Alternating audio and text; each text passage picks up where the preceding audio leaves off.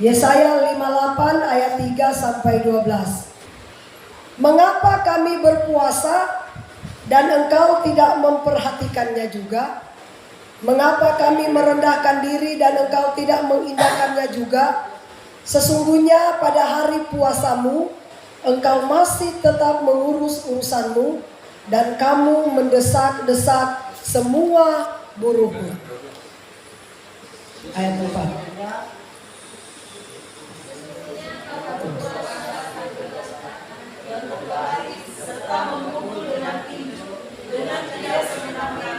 Dengan cara berpuasa seperti sekarang ini, suaramu tidak akan didengar di tempat tinggi. Sungguh-sungguh inikah berpuasa yang ku kehendaki dan mengadakan hari merendahkan diri.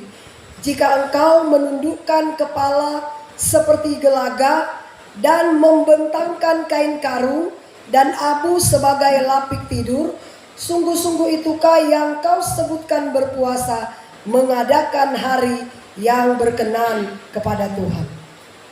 Bukan berpuasa yang dikehendaki, ialah supaya engkau membuka belenggu-belenggu berlimpah dan melepaskan tali-taliku, supaya engkau memerdekakan orang yang mematahkan setiapmu. Supaya engkau memecah-mecahkan rotimu bagi orang yang lapar dan membawa ke rumahmu orang miskin yang tak punya rumah. Dan apabila engkau melihat orang telanjang, supaya engkau memberi dia pakaian dan tidak menyembunyikan diri terhadap saudaramu sendiri. Pada waktu itulah kamu akan memberkati dan kamu akan pulih dengan segera. Kebenaran menjadi barisan depanmu dan kemuliaan Tuhan barisan belakangmu. Pada waktu itulah engkau akan memanggil dan Tuhan akan menjawab engkau. Engkau akan berteriak, minta tolong dan ia akan berkata, ini aku.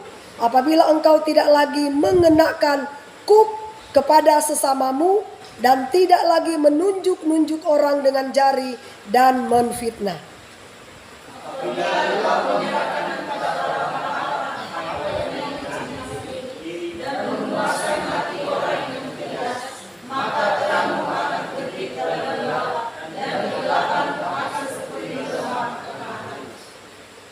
Tuhan akan menuntun engkau senantiasa dan akan memuaskan hatimu di tanah yang kering dan akan membaharui kekuatanmu.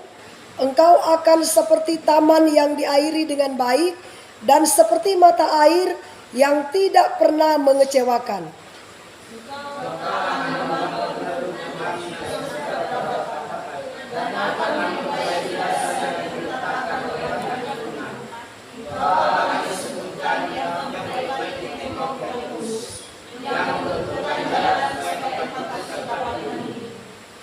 Saudara, berpuasa itu artinya penyangkalan diri. Bukan saja kita menahan lapar dan haus, tetapi menahan segala nafsu kedagingan kita. Kita benar-benar datang merendahkan diri di hadapan Tuhan. Kemudian kita mengungkapkan setiap doa-doa kita di hadapan Allah. Bagaimanakah cara berpuasa yang benar? Alkitab katakan begini, mengapa kami berpuasa dan engkau tidak memperhatikannya juga? Mengapa kami merendahkan diri dan engkau tidak mengindahkan juga? Sesungguhnya pada hari puasamu engkau masih tetap mengurus urusanmu dan kamu mendesak-desak semua buruhmu. Sesungguhnya kamu berpuasa sambil berbantah dan berkelahi, serta memukul dengan tinju, dengan tidak semena-mena. Dengan caramu berpuasa seperti sekarang ini, suaramu tidak akan didengar di tempat yang maha tinggi. Saudara, berpuasa yang benar, kita mencari tahu sebenarnya apa yang Tuhan inginkan untuk kita lakukan. Bukan apa yang kita inginkan Tuhan lakukan. lakukan. Tapi apa yang Tuhan inginkan kita lakukan. Ketika kita berpuasa, kita benar-benar menyangkal diri kita. Menyangkal segala kedagingan kita. Segala kebiasaan-kebiasaan buruk kita, kita sangkal. Maka dengan kita berpuasa seperti itu, apapun doa yang kita panjatkan di hadapan Allah, pasti Tuhan akan menjawab. Karena ketika kita berpuasa itu cara mempercepat kita mendapatkan jawaban doa. Asal puasa itu adalah benar-benar puasa kudus. Tapi Alkitab katakan kalau kita berpuasa, kita masih berkelahi, kita masih melakukan kegiatan-kegiatan kita sehari-hari, maka puasa yang seperti itu adalah puasa yang tidak dikehendaki oleh Tuhan. Tapi puasa yang benar-benar saudara kita menyangkal diri kita. Kenapa saudara kalau kita berpuasa alangkah baiknya jangan melakukan kegiatan kita sehari-hari. Sebab kalau kita berpuasa masih melakukan kegiatan kita, ini rasa lapar, rasa haus itu bisa mengundang nafsu kita. Kemudian keinginan-keinginan daging kita itu bisa mengundang emosi kita. Kadang-kala kan kita kalau berpuasa nggak boleh tersenggol sedikit. Setan bilang, nanti ku bikin temanmu itu senggol kamu pasti akan emosi. Kalau kita sudah emosi, lebih baik nggak usah puasa, tutup aja. Nggak ada gunanya kita berpuasa seperti itu, ya. Tapi kalau kita berpuasa benar-benar kita menyangkal diri kita, menyangkal keinginan-keinginan daging, saya percaya doa-doa kita pasti akan dijawab oleh Tuhan. Matius 17 ayat yang ke-21.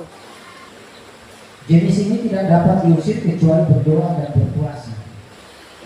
Ada masalah yang tidak bisa kita selesaikan cuma sebatas kita berdoa. Atau ada masalah yang tidak bisa kita selesaikan cuma sebatas kita mengadu atau mengeluh kepada manusia. Tetapi kalau masalah itu tidak mampu kita atasi, meskipun kita sudah berdoa kepada Tuhan, Alkitab katakan jenis ini tidak bisa diselesaikan kecuali kita berdoa dan berpuasa. Saya kan memang komitmen Jumat Sabtu saya berpuasa. Saya mau puasa kudus, merendahkan diri di hadapan Tuhan. Tiba-tiba entah apalah, Grace itu korek-korek saya punya jaket. Tiba-tiba dia cabut itu resleting bag. Aduh, ada puasa saya sudah emosi, nggak tahan. Aduh, minta ampun. Akhirnya meledak juga amarah saya.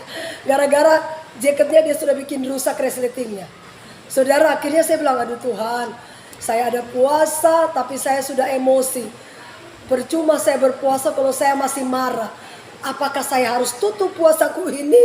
Karena Tuhan yang katakan, kalau kita berpuasa tapi kita masih marah, masih emosi, masih kedagingan kita muncul, lebih baik tutup aja puasa itu.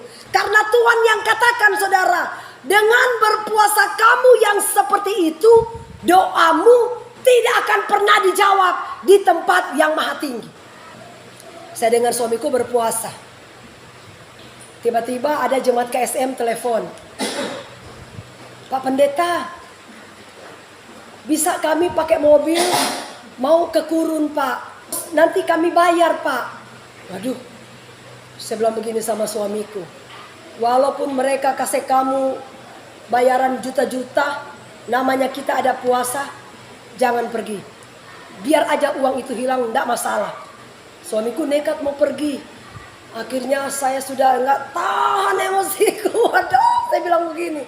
Ya memang saudara, ketika kita berpuasa, ada aja masalah-masalah yang setan akan taruh dalam hidup kita.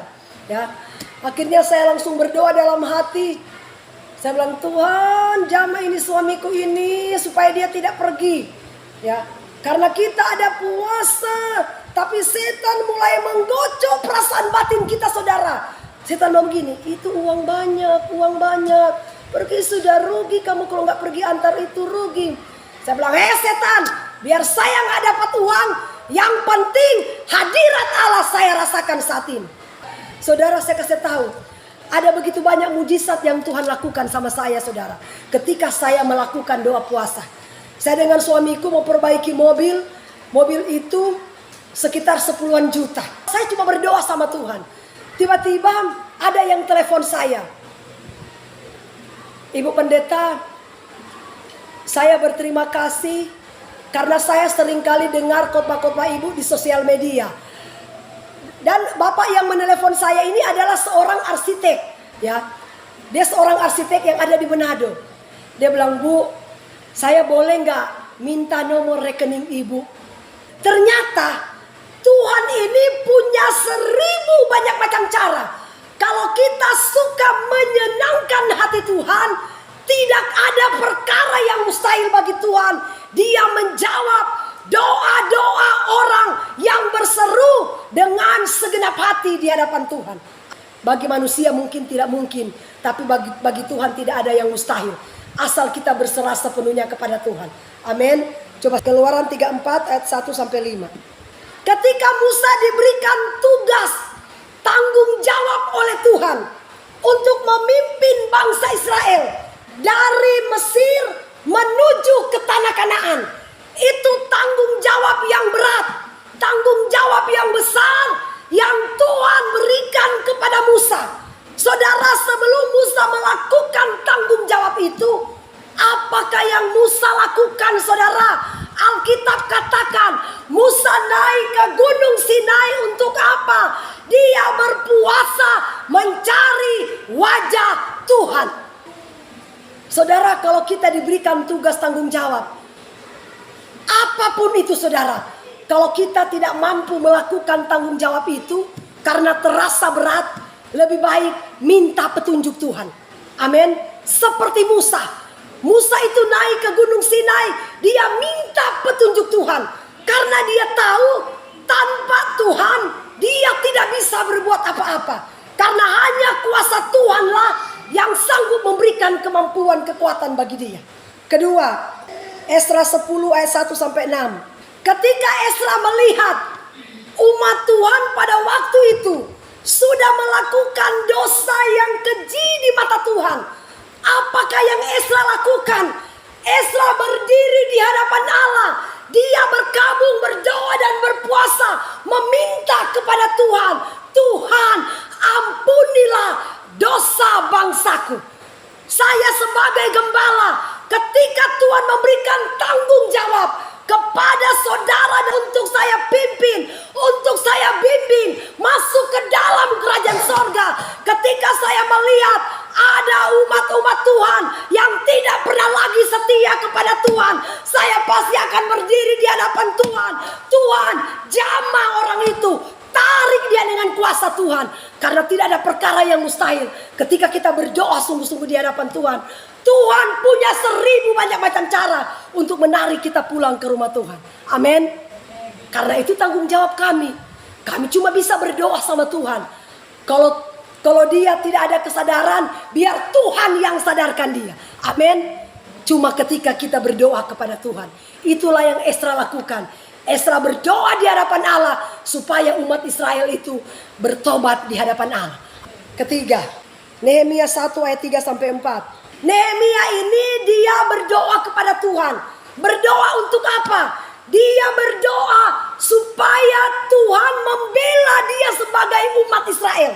Ya, supaya Tuhan itu yang melawan semua musuh-musuh yang melawan mereka.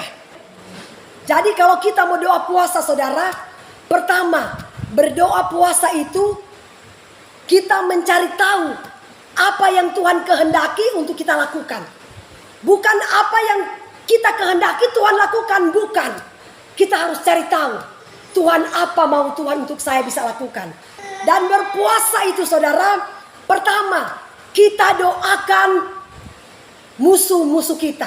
Siapapun orang yang melawan kita, doakanlah mereka. Karena Alkitab katakan, doakanlah musuh-musuhmu.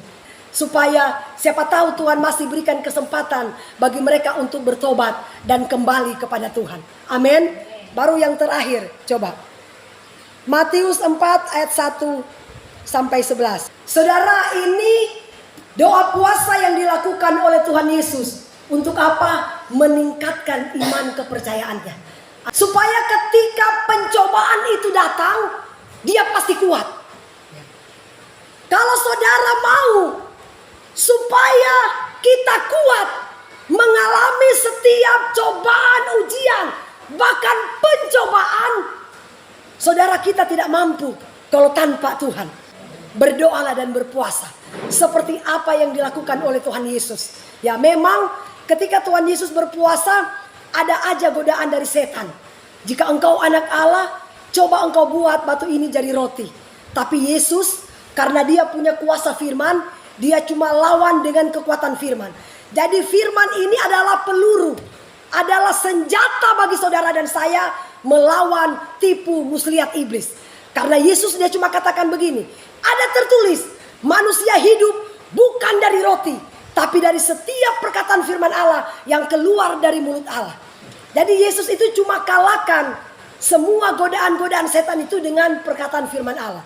Sebenarnya firman Allah ini kalau kita dengar, kita pahami, kita praktekkan, ini adalah senjata bagi kita untuk melawan tipu muslihat iblis. Saudara, saya kasih tahu. Kalau saya sudah sakit parah, yang saya lakukan apa? Pasti saya harus berdoa dan berpuasa. Ya. Karena saya tahu ketika saya berdoa dan berpuasa, saya merendahkan diri di hadapan Tuhan, kuasa Tuhan itu akan bekerja. Ya.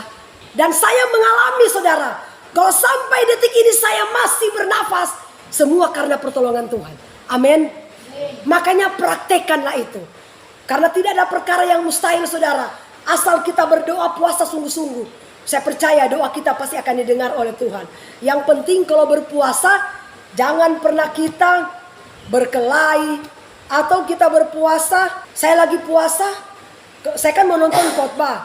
Namanya sosial media ini kan setan juga, ini sosial media ini ya. Saya mau nonton khotbah, tiba-tiba muncul itu film-film yang ada, saya bilang darah Yesus, darah Yesus. Kadang-kala setan itu, waduh, makanya kita kalau tidak kuat iman, bahaya ini sosial media ini, bisa menjatuhkan manusia. Sekarang saya tanya di sini, siapa yang suka nonton film porno di sini lewat sosial media? Saudara, hati-hati. Justru film-film itu yang akan menjatuhkan hidup saudara, karena dia merusak jiwa kita. Kalau jiwa kita sudah rusak, sudah susah, saudara, apapun bisa kita lakukan untuk apa? Memuaskan kita keinginan daging. Untuk itu mari Bapak Ibu Saudara, takutlah akan Tuhan, ya. Tetaplah setia dengan Tuhan. Bacalah Alkitab. Kalau kita tidak mampu, saudara, untuk membawa diri kita berkenan di hadapan Tuhan, berpuasalah. Mintalah petunjuk Tuhan, mintalah kekuatan Tuhan, supaya Tuhan memberikan kemampuan bagi kita. Dan saya percaya masalah apapun yang kita alami, kalau sudah tidak mampu saudara kita atasi, lebih baik berlutut, berdoa dan berpuasa. Dan itu adalah jawaban yang pasti. Dan Tuhan pasti memberikan kita jawaban tepat pada waktunya. Amin. Haleluya. Tuhan berkati.